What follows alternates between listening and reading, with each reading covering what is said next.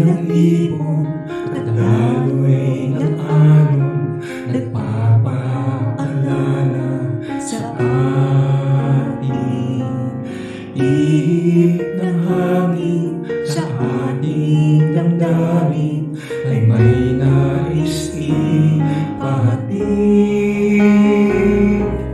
Ang kalawakan sa katahimikan ay may nais ipabatid. Lupa at langit sabay sa pag-awit ng buwan, ating purihin, purihin, purihin ang Diyos ko. Purihin, purihin, purihin ang Diyos sa ating puso at isip, sa salmo at awit. Purihin, purihin ang Diyos.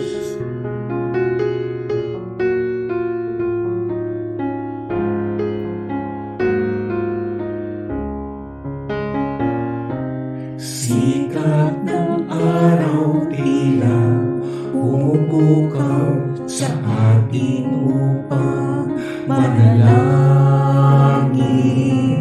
upang ang ating sarili limutin at si Jesus dakilain, upang sa diwa at katotohanan ang Diyos ay ating sabayin.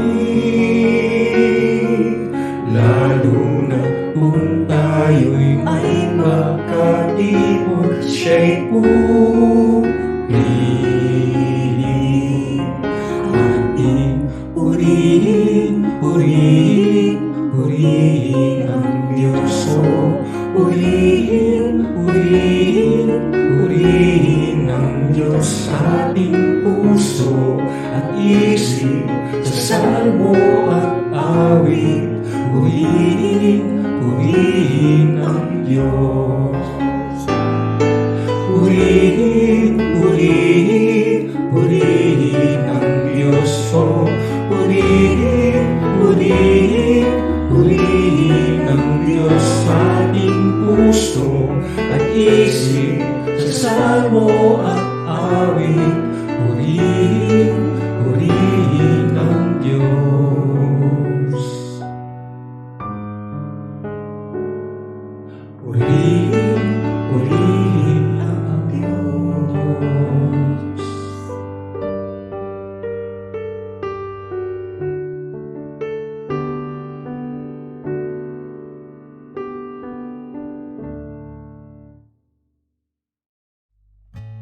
Isang masaya at mapagpalang araw sa ating lahat, sa bawat kapatiran na nasa kanilang mga tahanan at nakikinig at nakikisama sa ating pong gawain ito.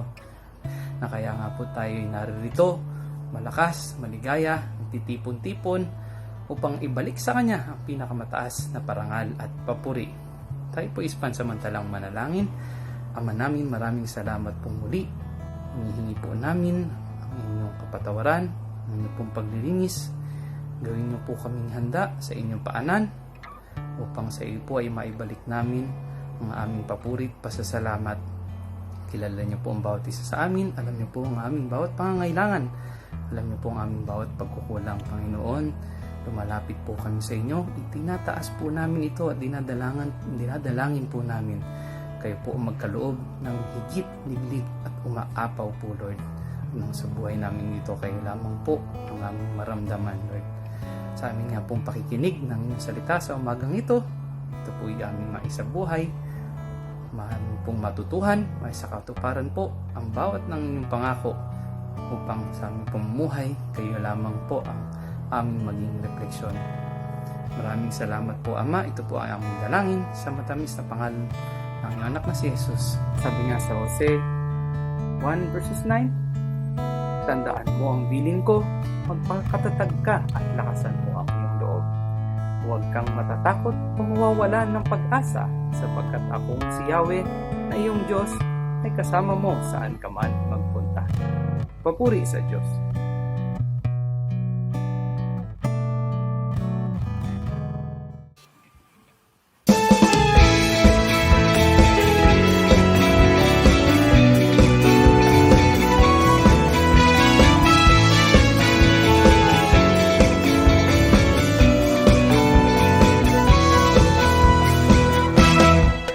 Lagi kang masasalamatan sa lahat ng iyong kabutihan. Pupurihin kita, sasayawan kita, sa presensya niyo ako'y magsasaya. Sa puso ko'y wala namang iba, O Diyos, O Diyos. Lagi kang masasalamatan sa lahat ng iyong kabutihan. Pupurihin kita, sasayawan kita, sa presensya niyo ako'y magsasaya. Sa puso ko'y wala namang iba, O Diyos, O Diyos. Pagkat lagi kong nararanasan ang pag-ibig niyong hindi kaya tumpasan ng kahit na sino pa man. Wala nang ang hihigit pa sa inyong pagmamahal o ang mapagkat kayo ang Diyos na tapat kailan pa man.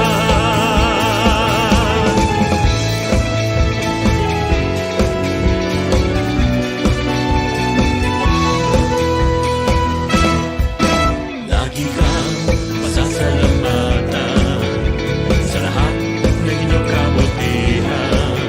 Pupurihin kita, sasayawan kita, sa presensya niyo ako'y magsasaya.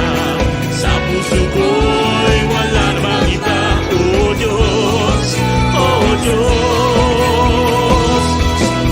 Pagkat lagi kong nararanasan ang pag-ibig niyong hindi kaya tumpasan ng kahit na sino pa man. Wala nang ang hihigit pa sa inyong pagmamahal o mapagkat kayo ang Diyos na tapat kailan pa man.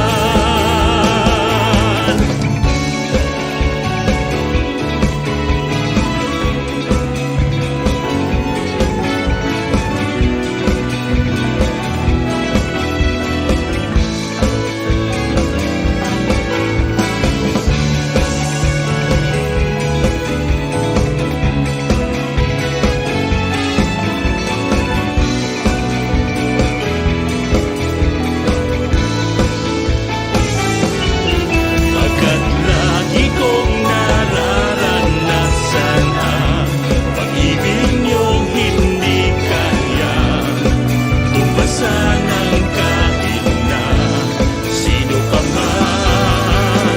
Wala nang ang hihigit pa sa inyong pagmamahal o ang mapagkat kayo ang Diyos na tapat kailan pa man.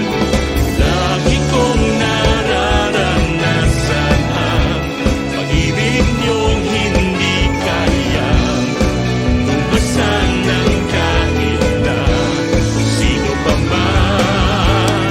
Wala nang ang hihigit pa sa inyong pagmamahal o ang mapagkat kayo ang Diyos na tapat kailan pa man. Kayo ang Diyos na tapat kailan pa man.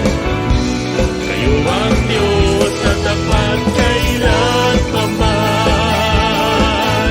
Kailan pa man. Kailan pa man. Kailan pa man. Kailan pa man.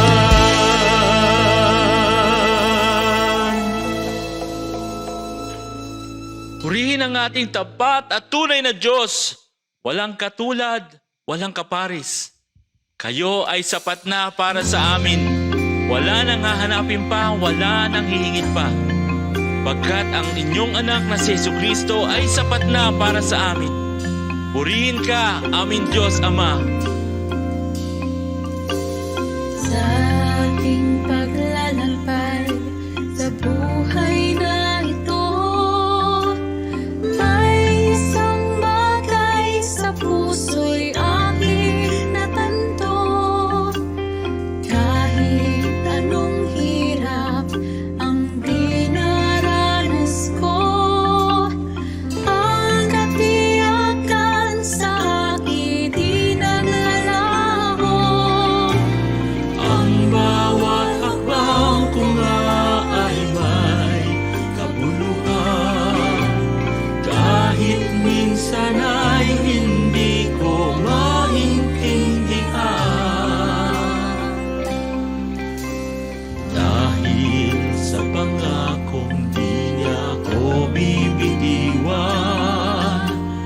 Kahit sa pagsubok mayroon ding kagalakan. Si Kristo ay sapat sa akin. O si Kristo, siya'y sapat sa akin. Ang mga pangako niya ay tiyak na tutuparin niya. Kaya't ako'y wala ng pangamba.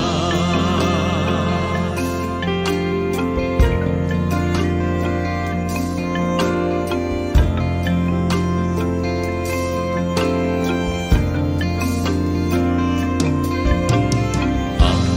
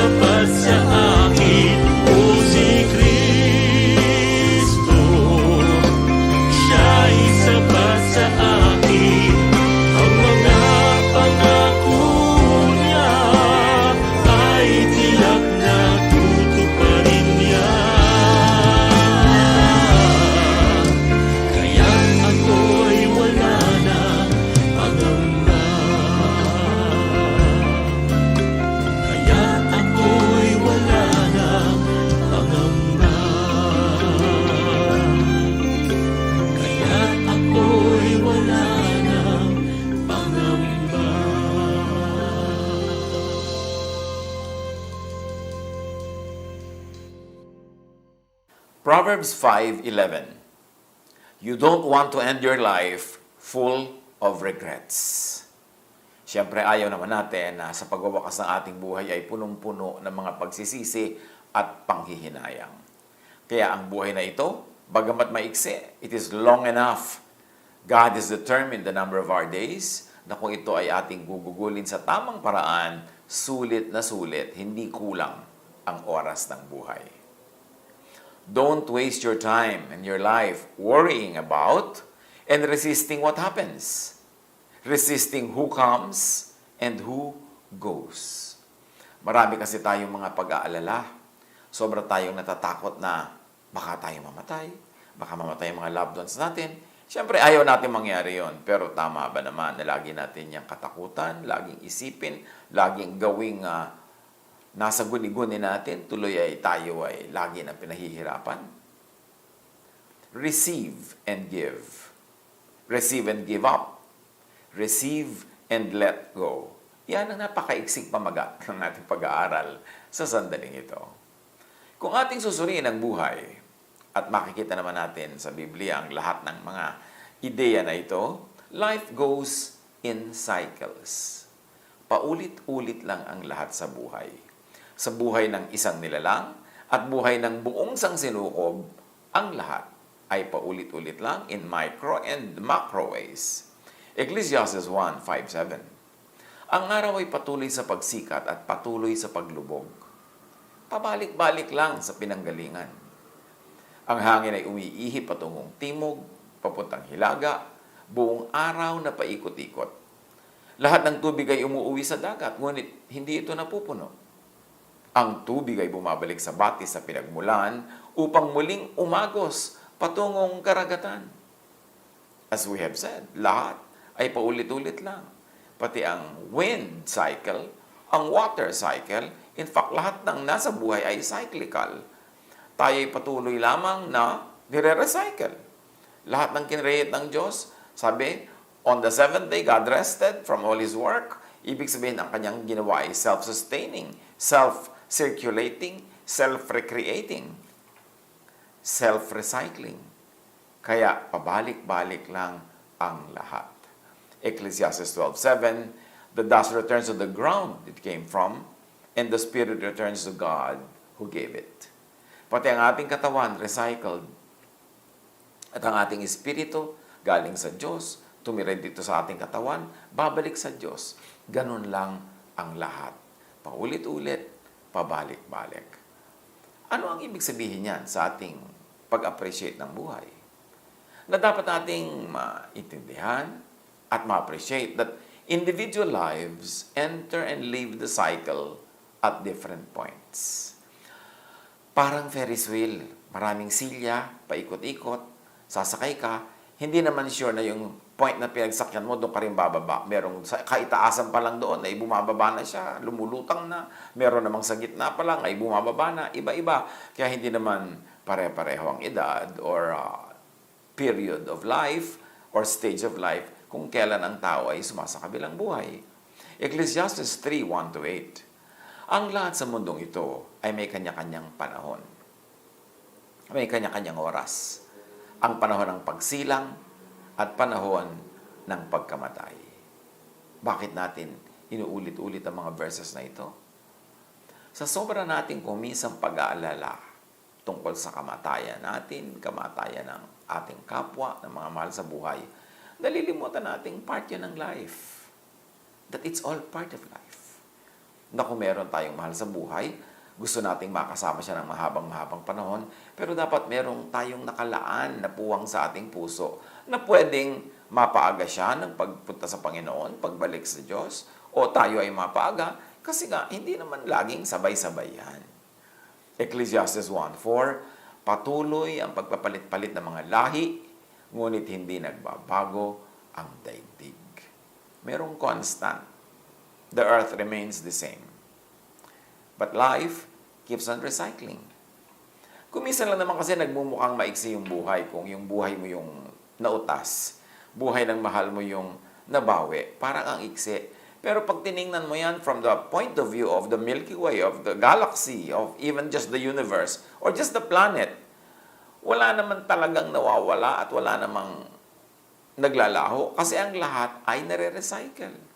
Ang lahat ay bumabalik, nagpapabalik-balik. Even what happens to you happens in cycles. Ecclesiastes 3:1-8. Ang lahat sa mundong ito ay may kanya-kanyang panahon, may kanya-kanyang oras. Ang panahon ng pagsilang at ng pagkamatay, ng pagtatanim at pagbunot ng tanim, ng pagpatay at ng pagpapagaling, ng paggiba at ng pagtatayo, ng pagluha at ng pagtawa, ng pagluluksa at pagdiriwang. Ang panahon ng pagkakalat ng mga bato at panahon ng pagtitipon sa mga ito, ng pagyayakap at ng paglalayo, ng paghahanap at ng pagkawala niyon, ng pag-iingat sa isang bagay at ng pagtatapon, ng pagpupunit at ng pagtahi, ng pagtahimik at ng pagsasalita. Ang panahon ng pagmamahal at panahon ng pagkapuot, ng digban at ng kapayapaan. So lahat may panahon. Paano ang tao magkakaroon ng maximum enjoyment of life and minimized suffering? Mabuhay ka sa panahon. Kung panahon ng kaligayahan, magpakaligaya. Kung panahon ng lungkot, tanggapin ito. Kung panahon ng pagsilang, masaya tayo. Kung panahon naman ng pagpanaw, syempre may lungkot, pero tanggapin. Kasi panahon talaga ang lahat. May panahon ng pagsikat at may paglubog. May panahon ng ginhawa at may panahon naman ng kuminsan na hirap. May panahon ng pagsasawalang bahala at meron namang panahon ng pagsaseryoso. Ang masayang tao ay yung nabubuhay ayon sa takbo at pintig ng panahon. Hindi mo nire-resist yung cycles of life, sumasakay ka lang. Job 37:13, ang ulang ibinubuhos ng dakilang Diyos, maaaring parusa o kagandahang loob. So pag sumobra yung ulan, merong binabaha, meron namang natutuwa dahil ang kanilang mga halaman ay nadidiligan, ang mga dam ay napupuno at nagkakaroon ng laman. So, kung ano man ang napatapat sa iyo, kung ang tag-ulan ngayon ay napakalaking kaligayahan at pagpapala sa iyo, enjoy it. Pero may mga panahon naman ang tag-ulan ay nagiging parang disadvantageous to you, kasama rin yon sa cycles of life. Kung biglang sumungit ang panahon, may natutuwa dyan because, our atmosphere is being recharged. Pero meron naman, pag tinamaan ka ng kidlat, namatay ka bigla o ang iyong mahal sa buhay. Pero kailangan naman ng planeta ang mga kidlat. So, merong mga takbo ang panahon na advantageous to you. At meron naman na hindi laging advantageous. Sakay lang. Huwag labanan. Huwag lagi magtampo sa Diyos. Huwag laging piliting ibahin ang nangyayari when it is much easier to just flow with what happens. Ecclesiastes 12:7, alalahanin mo siya, ang Diyos, bago manimbalik sa alabok ang ating katawang lupa at ang ating hininga ay magbalik sa Diyos na may bigay nito. So, habang bata ka pa, enjoyin mo ang iyong kabataan para pag tumanda ka at hindi mo na kayang gawin ang ginagawa ng bata, wala kang sukat ipagsisi. Mabuhay tayo na may consciousness na may limit ang time natin dito sa mundo. May limit ang pagiging sanggol, pagiging paslit, pagiging bata, pagiging kabataan.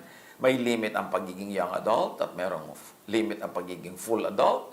May limit din ang seniorhood. Kaya kailangan bawat stage of life na yan, kung anong dapat mong gawin, gawin mo. Ang dapat mong itanim mo. Ang dapat mong anihin mo. Kasi hindi na babalik ang panahon na yun. Huwag sayangin ang oras. And then do not go out of this world possessed by regrets. To be happy, peaceful and serene, gracefully receive what comes. Yes, meron tayong pwedeng tanggihan, pero dapat kilalanin mo yung dapat talagang tanggapin at hindi pwedeng tanggihan. Meron tayong kayang baguhin, at meron tayong hindi kaya at hindi dapat baguhin. Tatanggapin lang. And it is to our advantage to be wise, to recognize kung ano ang tinatanggap at ano ang binabago, ano ang tinatanggihan at ano ang buong pusong tinatanggap, o o kahit man hindi buong puso ay dapat mo ring tanggapin, even grudgingly, kasi dapat tanggapin. Masaya ang taong hindi nakikipagtunggali sa takbo ng agos, hindi lumalaban sa alon o sa ihip ng hangin, kasi mas dumadali ang paglalakbay niya sa mundong ito. Isaiah 45:9, ang palayok ba ay makakatutol sa gumawa sa kanya? Maitatanong ba ng putik sa magpapalayok kung ano ang ginagawa nito? Masasabi ba ng palayok na hindi sanay ang gumawa sa kanya? Of course, the obvious answer is no. We are just the clay in the potter's hand. Hayaan natin ang may likha ang masunod. Ang lahat ng ginagawa niya ay tama, whether we agree or not. Ang lahat ng ginagawa niya ang pinakamabuti, kahit at some moments we don't think na nakakabuti sa atin. Pero remember, hindi lang tayo ang tao sa planeta. Ang dami. Kaya kung minsan sa ikabubuti ng iba, ikaw naman itong ngayong nagpaparaya, ikaw yung hindi nabibigyan ng priority, kasi alam nga namang lahat sabay-sabay.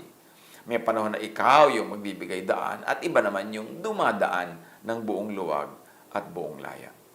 Ecclesiastes 7:14, maggalak ka kung mainam ang takbo ng lahat ng bagay.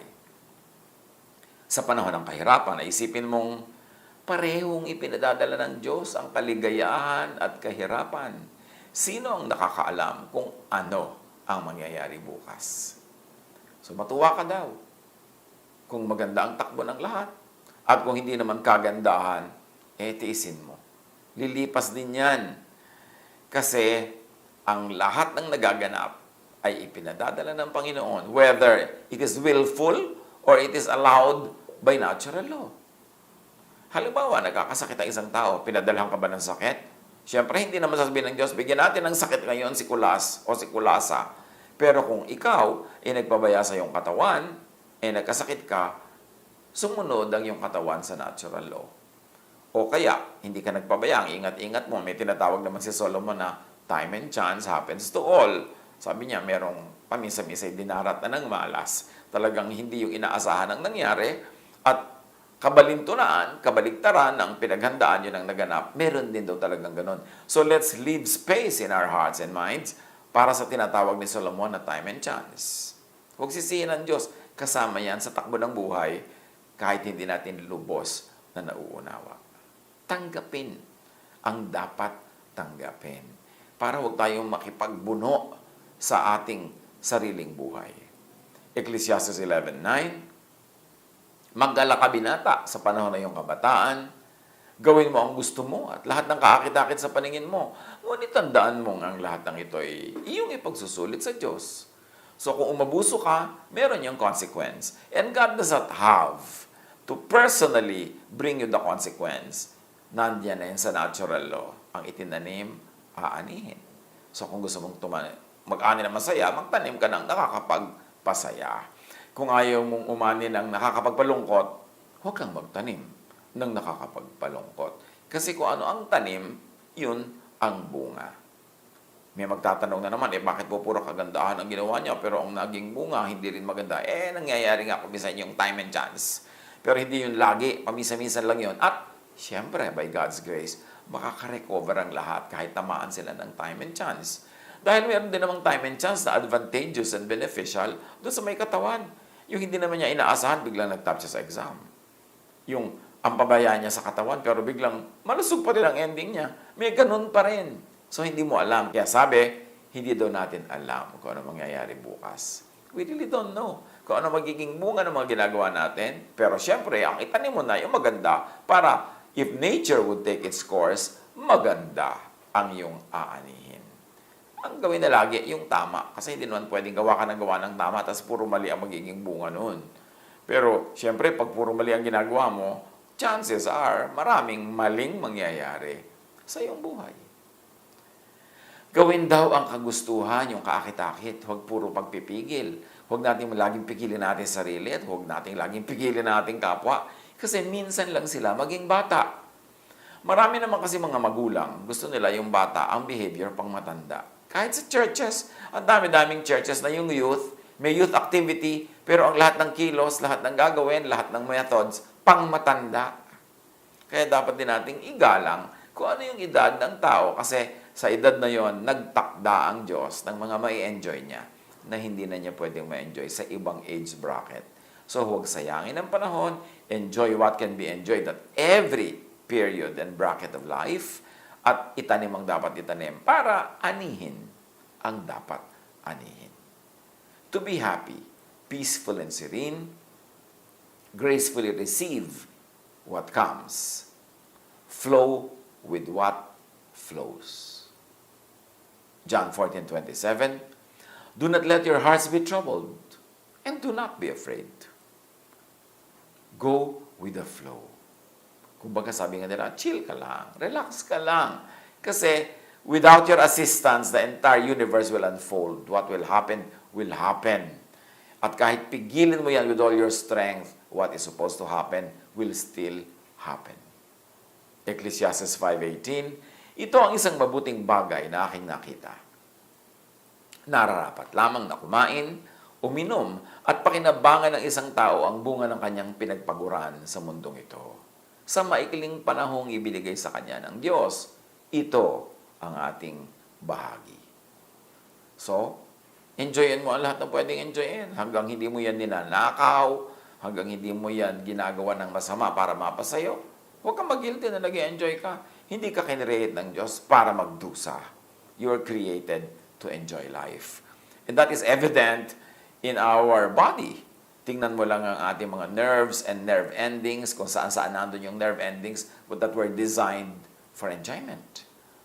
Sa dila natin, napakaraming nerves to enjoy taste. Sa skin natin, napakaraming nerves to enjoy the atmosphere, temperatures, textures. Napakaraming enjoyment. Kaya binigyan tayo ng Diyos ng senses para mag-register sa atin yung enjoyment na yun at ma-enjoy. Marami naman, akala nila ang pagiging religious, ibig sabihin, tanggihan ang lahat ng sinasabi ng iyong senses, tanggihan ang lahat ng iyong kaligayahan, tiisin ang lahat ng kagustuhan. That is not what Jesus said, and that is not what Jesus exemplified in His life. Remember that the first miracle of Jesus was to make wine, to extend the enjoyment of a wedding reception. Remember that Jesus healed diseases so that people could enjoy their lives. Remember that Jesus set people free from all the laws that made life very hard, very difficult, very harsh. Kasi ang gusto talaga ng Diyos sa atin ay mag-enjoy. Kaya in Jesus, the fullness of the deity lived in bodily form. That all the kindness and goodness of God was expressed in the life, ministry, and examples of Jesus. Doon pa lang malalaman natin na ang gusto ng Diyos na lumikha sa atin, ma-enjoy natin itong pahiram na panahon, pahiram na buhay dito sa balat ng lupa. Job 33:28, God has delivered me from going down to the pit, and I shall live to enjoy the light of life. So, hindi pa daw siya talaga hinayaang mapunta sa kabilang buhay, so enjoyin pa niya muna ang buhay na ito. Ecclesiastes 3:12, alam kong walang pinakamabuti sa tao kundi magpakaligaya at gawin ang pinakamabuti habang siya'y nabubuhay. So, hindi lang ito pagpapakaligaya, selfishness, kundi gawa din ang pinakamabuti para sa lahat, para sa kapwa, at para rin sa sarili. Ang tunay na godliness ay hindi kabutihan lang sa kapwa at pagpapakasakit sa sarili at pagtitiis. Ang tunay na godliness ay yung sinabi ni Jesus, love others as you love yourself. In other words, mahal mo ang iba, mahal mo rin ang iyong sarili. At pag ginawa mo yan sa hinabahaba ng iyong buhay, kung magwawakas na ito, wala kang regrets. At kung ang mga mahal natin sa buhay ay tinulungan natin, in-equip, pinalaya, na sila man ay sumaya, lumigaya, anumang oras silang tawagin sa kabilang buhay, wala tayong pagsisisi. Kasi hindi tayo naging hadlang sa kanilang kaligayahan at naging katuwang pa nga tayo at katulong for them to maximize life. To maximize happiness and pleasure, to minimize pain, and to do the most good. To be happy, peaceful, and serene, gracefully receive what comes. Give up what goes.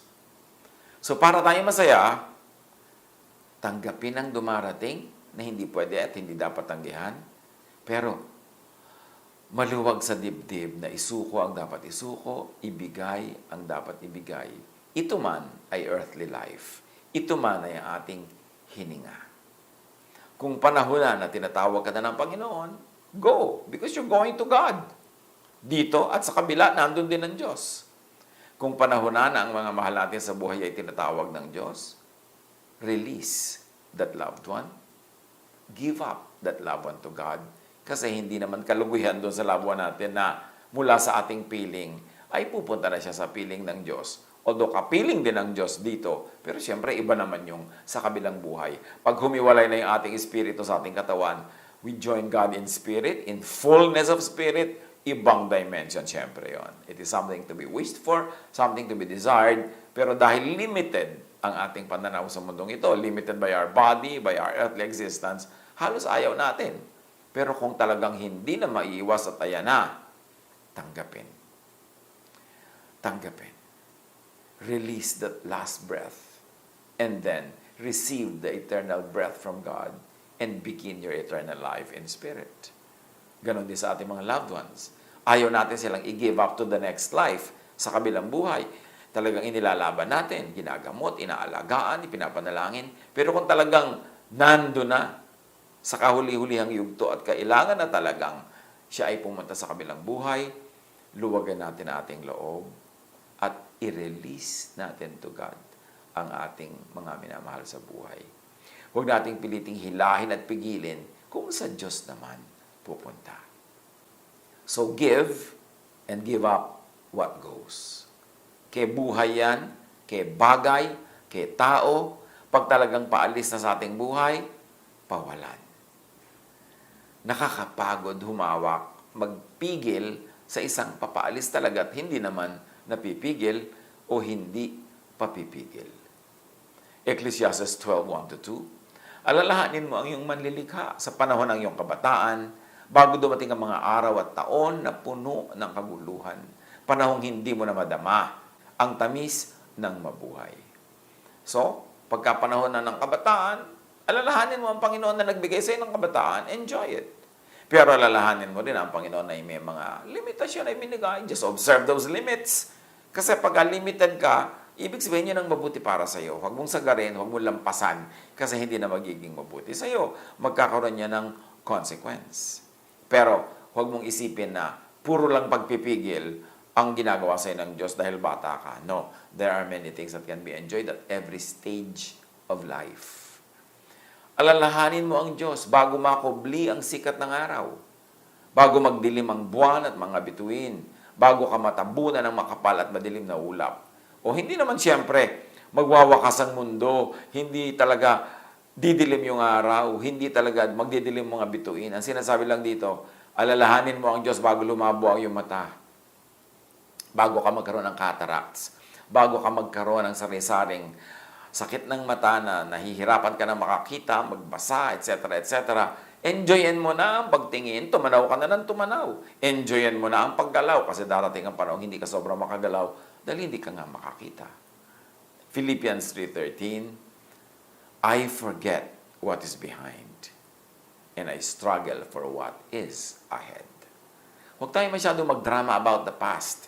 Pag mahilig ka mag-alala ng past, lulungkot ka. Bakit malungkot ang past? Kasi marami nang nandun dati, ngayon wala na. Marami ka nang na-enjoy noon na ngayon wala na. Although maaaring napalitan na ibang enjoyment, pero iisipin mo pa rin yung nawala noon, kahit may kapalit ngayon, lulungkot ka pa rin. Kaya dapat na lagi mo tinitingnan yung darating pa lang. Pero hindi naman tayo dapat ma-obsess with the future kasi worry naman ang dadalhin yan sa ating buhay. Yung sabi nga nila, sakto lang. Yung konting palingon-lingon lang sa past para meron kang reference, konting pasilip-silip sa future para meron kang guide, pero ang atupagin mo is the here and now. Yung ngayon. Huwag nang isipin yung mga taong nandun in the past pero nawala na ngayon. Ang atupagin mong mahalin, makipagmahalan ka sa mga nandyan ngayon. At huwag ka masyadong matakot sa future kasi hindi natin alam kung ano mangyayari. So huwag mo nalang isipin, mapapagod ka lang. Ang atupagin, ang enjoyin, ang buhusan ng panahon, ang pagmamahal, ang kalinga ay ang now. Yung ngayon, because now is all you have. Ephesians 5:16-17. Make every minute count. Don't be stupid. Instead, find out what the Lord wants you to do. Huwag tayo magsayang ng oras sa pagsisisi. Yung nangyari na. Yung nabasag na. Kahit ano pang gawin mo, basag na yon. Yung nasira. May kapalit naman lahat eh. Because for every death, there is a rebirth. For every loss, there is gain. Because the universe runs in perfect balance. Wala talagang tunay na loss. Because every loss is replaced by a new gain. Or every loss is just a correction of what you have overgained. So nagkakabalance ka lang pagka may loss. Huwag masyadong dramahan ang buhay. James 5:13, is anyone among you in trouble? Let them pray. Is anyone happy? Let them sing songs of praise. Yun ang ating gawin sa buhay. Okay, meron ka mga suliranin, may mga hardships, may mga challenges, pray. Pero, masaya ka ba? Express it. Sing songs of praise and make other people happy too. Lalo sa mga panahon ngayon, ang mga tao nagiging mas sentimental kasi mas maraming oras magsentimiento. Mas maraming free time yung mga nasa bahay lamang. Mas maraming oras para gugulin sa tama, pero pwede mo rin itong gugulin sa mali. Harapin, sulitin ang panahon. Bitawan na yung tapos na. Magbukas tayo ng palad sa darating pa. Pero, ang hawakan, ang yakapin, ang himasin ay yung ngayon. Because that is what we have. Live with this consciousness that this minute will never happen again. This day will never come again. At pag lumampas yan, lampas na siya. So huwag nating palampasin ang opportunity to do good to others and to ourselves. To love and be loved. To plant so we can harvest. Do not problematize life. Do not problematize death. Bakit pwedeng hindi problemahin even death? Because God fills all space and all time.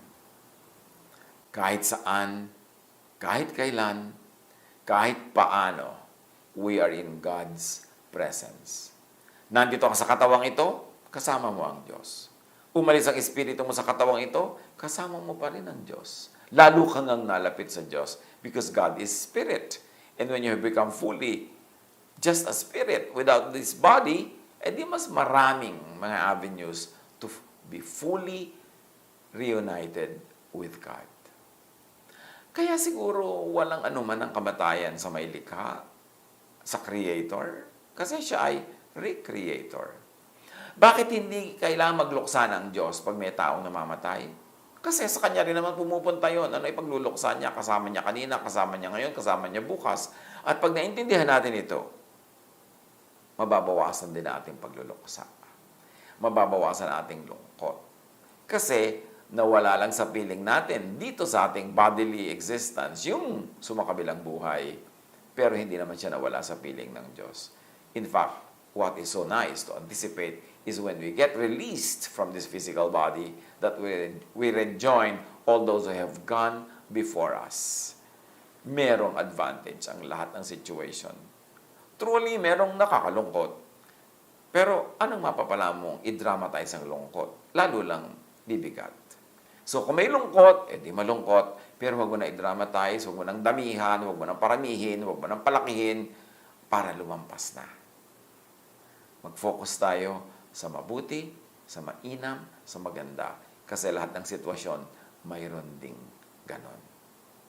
Sa patuloy nating pagtahak sa landas na ito ng quarantine, sa patuloy nating pag-a-adjust sa mga sobrang naibang mga situation ng ating buhay dahil dito sa mga nagaganap sa kalusugan ng maraming tao sa buong daigdig, patuloy tayong humawak sa ating Panginoong Diyos. Na alam natin, saan man tayo mapunta, nandun din siya. Ano man ang sitwasyon natin, nandun siya. Na ang tunay na nangyayari sa buhay natin, mukha lang may nawawala. Pero sa bawat nawawala, may kapalit. O ang nawawala ay pinapayagang mawala as correction sa mga paaring sumobra sa ating buhay para maging tama lang ang matira. Let's pray for wisdom to understand that. So we don't resist time. We don't resist the situation. We don't resist the going up and the going down of the tides. We don't resist the coming and blowing and going away of the wind.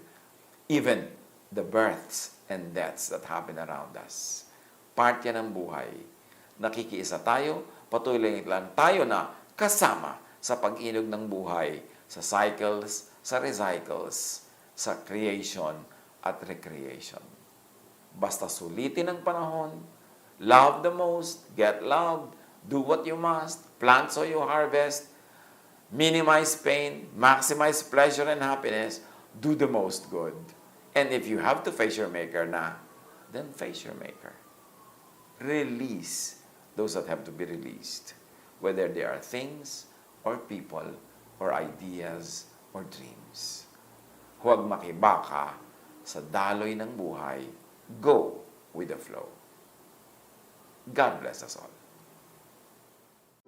Ama namin Diyos na makapangyarihan sa lahat, pinupuri at pinasasalamatan ka po namin sa araw-araw na paggabay at pagpapala mo po sa amin. Salamat din po sa mensahe na amin narinig na nagbibigay kaliwanagan sa inyo pong mga salita. Sa lahat po ng ito, tanggapin mo po ang aming mga handog sa pangalan ni Jesus.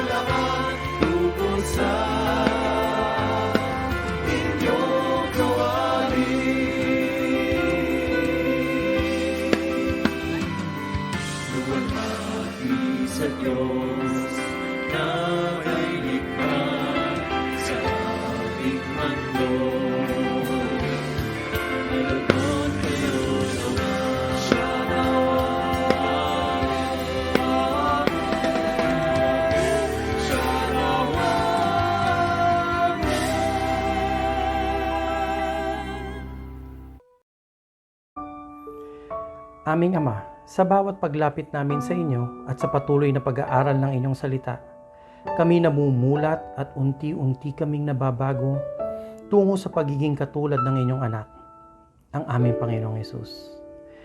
Dalangin namin na patuloy ninyo kaming akayin tungo sa pagkaunawa at maging bunga nawa sa amin ito ay pagtanggap at pag-ibig sa inyo at sa aming kapwa. Tunay ngang aming masusumpungan ang kapahingahan, ang kagaangan at kapayapaan kung ang Panginoong Hesus ang aming laging kaulayaw. Salamat po sa kaliwanagan at sa taong inyong ginamit upang ihatid sa amin ngayon ang inyong mensahe. Salamat din po sa pagkakataong kami makapag-alay sa inyo ng aming mga handog at pagsamba. Nawa kayo ay aming napapurihan at nabigyang kaluguran. Mga kapatid, dalhin natin ang biyaya at ang pag-ibig ng Ama ang kapayapaan at kagalingan mula sa ating Panginoong Yesus at ang kaaliwan maging gabay ng Espiritong Banal. Ingatan at pagpalain nawa ang lahat hanggang sa muli nating sama-samang pagsamba. Pinupuri at dinadakila namin kayo, O Diyos.